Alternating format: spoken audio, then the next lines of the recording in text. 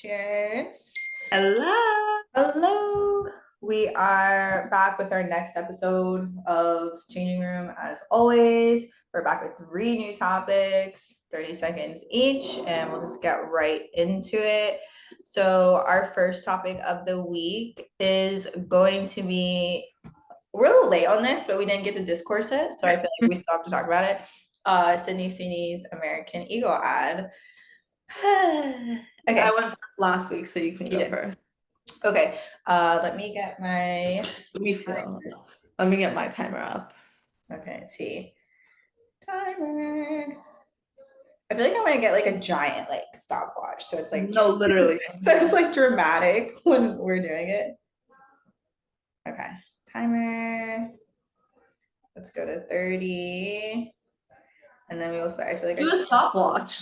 I know, I feel like I should have this prepped. Whatever. Well, Yeah. because like if I do the timer, it'll make the noise, but why am I trying to like fucking rewrite the book? Okay. Ready, set, go. All right. I feel like I feel twofold about this. I am not by any means a Sydney Sweeney like stan. I actually like since Euphoria, like watched it like when it first dropped, and even then before she like broke out from that, I found her a little, I don't know, it's just something was off-putting. Like I was not a stan.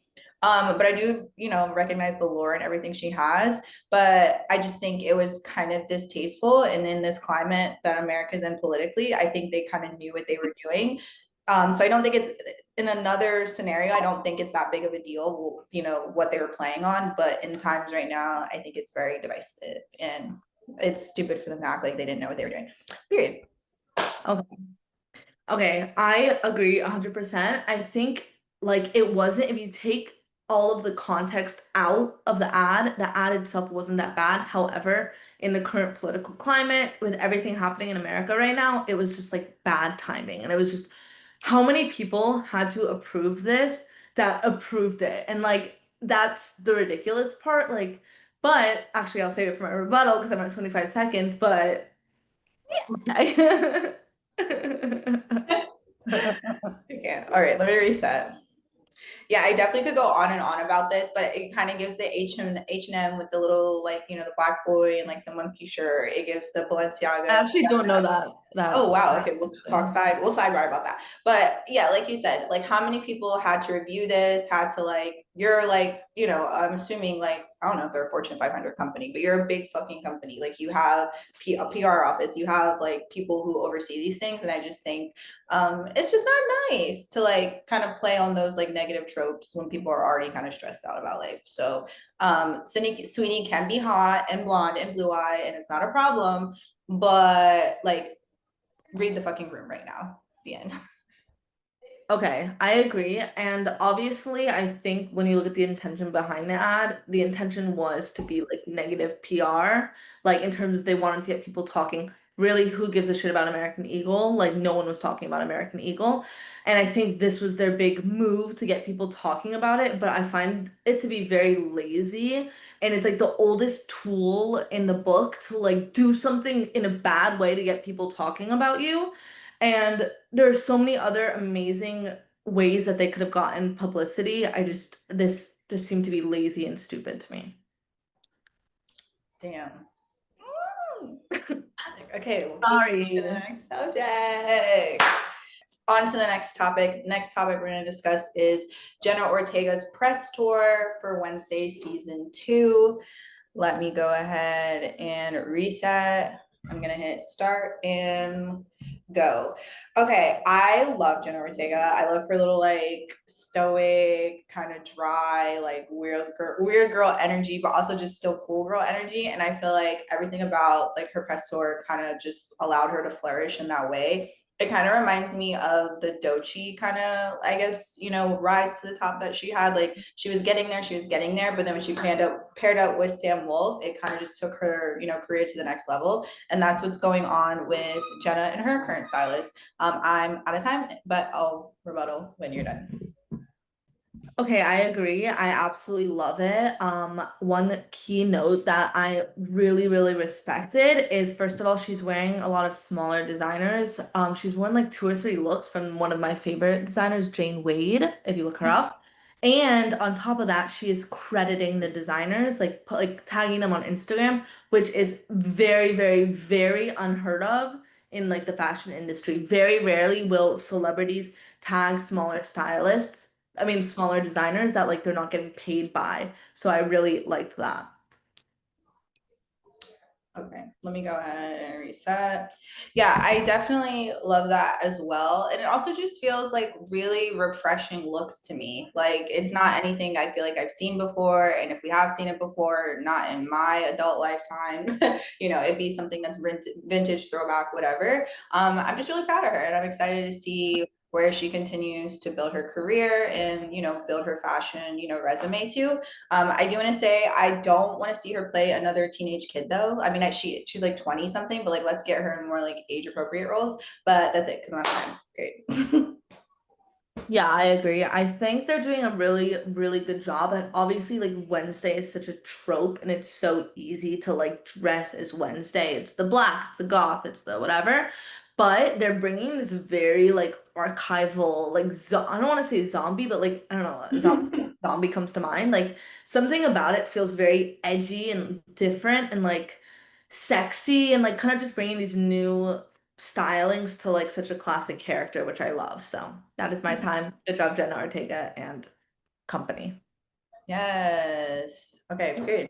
Let me go ahead and reset for our last topic.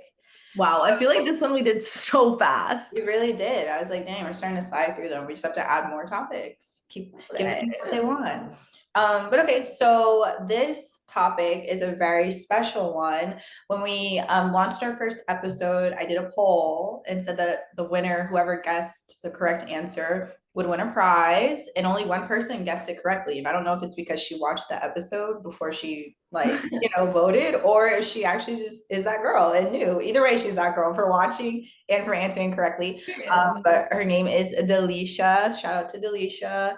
And so her question was an interesting one. She explained it really thoroughly, so I'm going to kind of paraphrase, but we'll kind of take it from there. So she said, one topic I find interesting is about fashion marketing, specifically brand events, trips, flagship stores, etc. She was like, the trips are starting to confuse me because it's almost a new requirement to plan a whole trip, even in the early stages of a brand. The guest lists of these events seem to be specifically curated to present a certain image, but lately I've noticed it's backfiring for many brands. Give me 1 second to get, because she mentioned something specifically, and I want to make sure I throw it in there because I thought it was like really insightful. Dang, where's it at? Not technology glitching on me, team. Okay, so she said, for example, breakfast at Tiffany's once meant something to me. It was Audrey Hepburn that helped me with that image of fashion and unique experiences. And I'm not sure that level of taste is always captured with what we see now. So that was kind of her take. So brands in, these influencer marketing trips, and are they effective or necessary or even getting the job done? And I feel like Rayna, this will really be a good topic for you. Yeah, no, this is my Crazy real that she asked that, didn't even know. But okay, so I'm gonna go ahead and start my stopwatch. Okay, so as someone who does not work in the social managing PR industry, I don't know the full, why return on investment, goal behind every single trip. But I feel like I've seen it twofold. I've definitely like seen where I felt like, or I perceived as if a brand, executed maybe a little bit too early on a brand trip for it to really make sense or really leave a meaningful impact on their audience.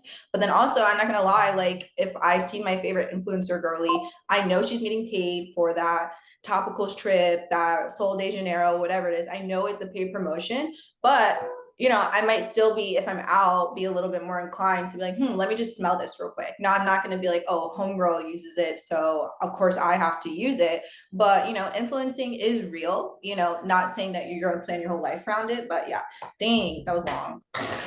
Yeah, I think I'm gonna go long on this one. Sorry. Okay, you're allowed. You're allowed. Okay. All right, I'm gonna start. So, for those of you that don't know, my 9 to 5, my day job, if you will, is I manage influencers. And so I see a very interesting side of this. And influencers slash social media marketing, like all of this newer marketing techniques, I've found that they're very cyclical. And what I mean by that is essentially like people pick up on it. So influencer marketing, just like having an influencer post a story of a product worked really well 5 years ago because as consumers, we didn't understand that they were being paid. And now we do. So now that's why you kind of see brand trips coming around. But I'll get into that in my next round because I'm 10 seconds over. Dang, okay. All right, I'll reset.